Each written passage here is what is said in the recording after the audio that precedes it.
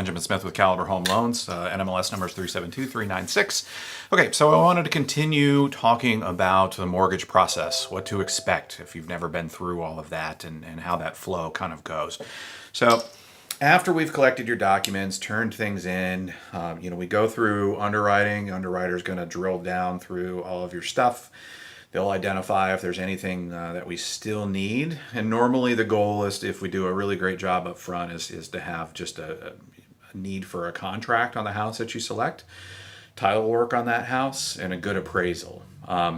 So at that time, you're out shopping, you find a place, your agent is going to do, a great job of getting you connected with, getting a clear contract and making sure everything is suitable for you.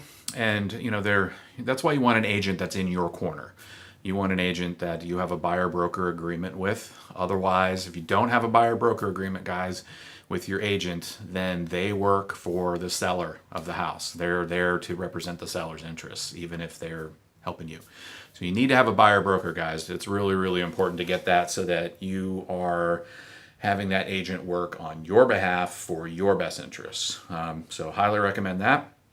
Anyways, agent's going to do their job and their thing. I'm not here to tell anybody what makes a good agent or a bad agent, but briefly, I think you really just want somebody that's in your corner that can understand your wants and needs, communicate well with you, communicate really well with me, and that brings smoothness to the whole process.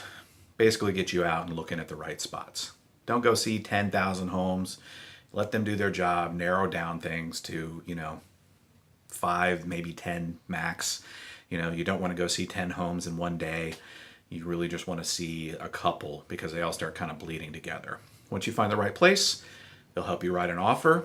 You get that worked out. So there's some back and forth with you and the seller. You guys come to some sort of agreement.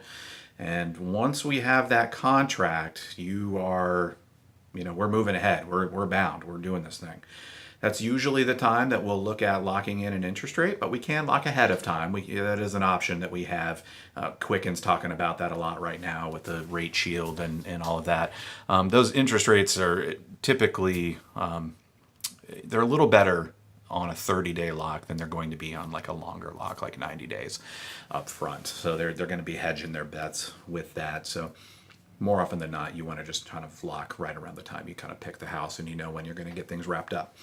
Okay, so we get the contracts, we go ahead and plug in the address. Now we have a complete application. We have 3 business days to get you loan disclosures. That means that you're going to get, typically digitally for us, but you can do a physical copy if you need it. We get just the whole loan package that discloses all of the legal stuff that we have to tell you.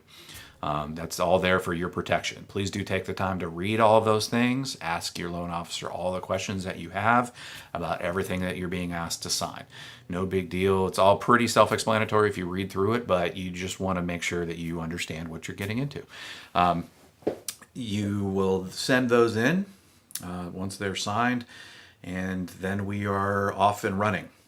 Typically, you will go ahead and schedule an inspection with your agent on the house. I recommend that you get an inspection, and that's different from an appraisal. An inspection is when you have somebody who is very trained in the quality of a house and how they're built and all of the systems within them. They can make sure that the plumbing's working right, it's draining right, the heating and air work, the age and serial numbers of all the appliances, they check for recalls. They're checking the electrics to make sure that, all of the plugs work the way they're supposed to. They're making sure that the breakers in the circuit breaker box match what they're supposed to be with the air conditioner, for example. So they're doing a really, really thorough job, and that's what you're paying for, is for them to really go top to bottom for the house and give you a very complete and robust report to say, this is the state of this house completely. Everything that you need to know, here's where it's at, and then here's where it's going. So that'll help you. At that time, it becomes another point of negotiation where you and that agent are going to make an offer. Almost again, you're almost renegotiating, not so much on price anymore, but that can be a tool in the toolbox. So work with your agent on that aspect of things. And, if there's things that you identify, that the seller needs to fix, that's your opportunity to do that. You only have a certain amount of time to do that. So we recommend you get an inspection done rapidly.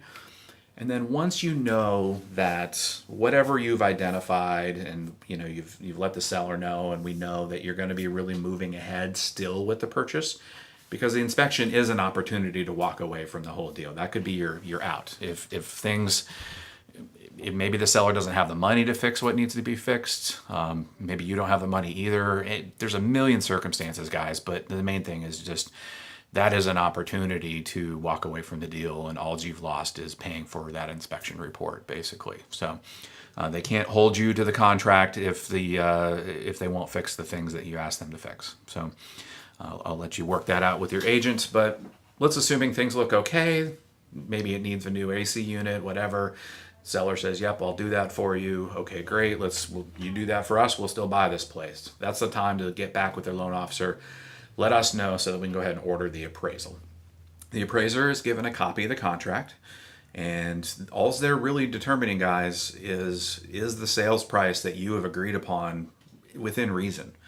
That's literally what they're trying to accomplish there. They're going out there and establishing the value of that house as it relates to recent sales in the last 6 months. When they're looking at comparable homes, you don't compare a one-story ranch with a two-story colonial. It needs to be a similar age, a similar quality of construction. It's got to have similar boundaries. You can't pick the place that's across the river or on the other side of the highway, typically. And you want those sales within the last 6 months, typically. So that's not your job. It's the appraiser's job. They have thousands of hours of training involved to become an appraiser. So it's a very, very big deal for what they do. But they're given a copy of the contract. They kind of know what we're aiming for. They're there to kind of help you figure out, what this place is worth. And typically, in my experience, it tends to come in very close to where you're at, unless we're just, really out of line. But that can vary by where you are, your market, how that all plays out, and then you kind of figure that out. So that's it, guys. Once we get that appraisal back in, we will order title work. Similar time frame as ordering the appraisal. That's a whole nother division where they're checking the title records of the place, making sure that they have everybody signed off on, the sale of the property, and that it can transfer effectively to you and get recorded at the courthouse so that it's legally yours and you're protected. We highly recommend you get owner's title insurance at that time of purchase. That protects your chain of title so that nobody can come in later and say, "Hey, this was never sold properly. It's really my place because, I was an heir in a will." That applies to land even, guys. Even if they knocked a place down and rebuilt a whole new house, somebody could still claim ownership. So owner's title insurance, I think, is very important. It's a one-time buy. It's really not very expensive in the scheme of life, and more often than not, the seller of the house is often paying for some of these costs. So just to put all of that out there. So that's kind of the process, guys, for mortgages. Once we have all of those pieces of the puzzle, it takes a big village, right? It's the agent, it's your loan officer, it's the people at the title company. Finding a homeowner's insurance, we need you to select that somewhere along the way. Recommend you get a quote from somebody that you already do business with, maybe for your auto insurance, and then we can certainly make recommendations or ask your agent or your loan officer for some local insurance agents that do a great job and can be responsive and hopefully shop for really a great rate for you and make sure that that's comfortable for you. All that stuff comes together in one big pile, and our underwriter looks over all of it and dots I's and crosses T's and checks boxes to make sure that we have this nice, tight little package of stuff ready for an audit, which happens a lot. And they will have to be able to go through that file and understand completely how you were approved without the benefit of talking with anybody.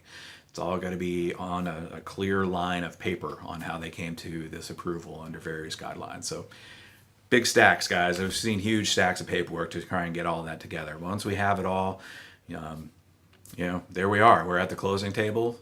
You'll be informed by a closing disclosure 3 business days prior to closing by law what the numbers are and how much money you're going to need to bring to closing, if any. Some loans do, some don't. Your mileage will vary completely on your situation. So, but you'll get a full disclosure of all the pennies and dollars and cents through the whole thing. For what money is going where, and then that's it. Then we're at a closing table, and you're sitting with a notary, signing your name a couple dozen times for sure. And when it's all said and done, you can breathe a good sigh of relief that nobody's going to be blowing you up on email anymore. And you get your keys, and now you can plan on moving, which everybody loves. We love moving, but it is a great feeling once it's yours, guys. That's really the bonus through all of that. So thanks for listening. I'll do more of these. If you have any particular questions, please email me, drop me a text. My number is 757-535-5773. You can email me at benjamin.smith@caliberhomeloans.com. And you just let me know what's on your mind. If you need better clarity, if you want a personal consult, you want to talk, you want to plan, hey, I'm a year and a half out from buying something maybe, but my credit's garbage, and I just want to work on it and know how to get to where I want to be, so I can quit paying somebody else's mortgage and start paying my own and pay myself. That's why I do what I do. That's the benefit of all of this, is to, I'm here to empower you to pay yourself. You're going to pay yourself, guys. Every mortgage payment that you make a little bit of equity. This is one of our biggest investments in our lives. It's a great retirement tool. There's tax benefits available that can change over time, but that's really the full story there. So questions, concerns, send them in. We'll get you answers, and look forward to working with you at some point. Thanks for listening.